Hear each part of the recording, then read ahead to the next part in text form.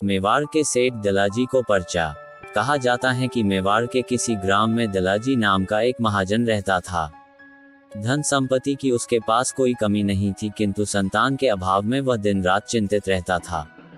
किसी साधु के कहने पर वह रामदेव जी की पूजा करने लगा और मन्नत बोली कि यदि मुझे पुत्र प्राप्ति हो जाए तो सामर्थ्यानुसार एक मंदिर बनवाऊंगा। इस मन्नत के 9 माह पश्चात उसकी पत्नी के गर्भ से पुत्र का जन्म हुआ। वह बालक जब 5 वर्ष का हो गया तो सेठ और सेठानी उसे साथ लेकर कुछ धन संपत्ति लेकर रुनेचा के लिए रवाना हो गए। मार्ग में एक लुटेरे ने उनका पीछा कर लिया और यह कहकर उनके साथ हो गया कि उसे भी रुनेचा जाना है।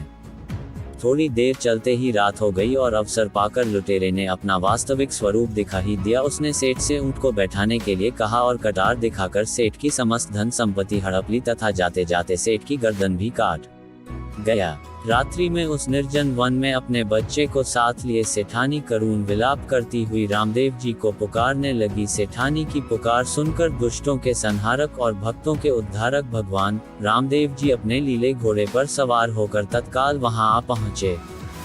आते ही रामदेव जी ने सेठानी से अपने पति का कटा हुआ सर गर्दन से जोड़ने को कहा। सेठानी ने जब ऐसा किया तो सर जुड़ गया और दलाजी जीवित हो गया।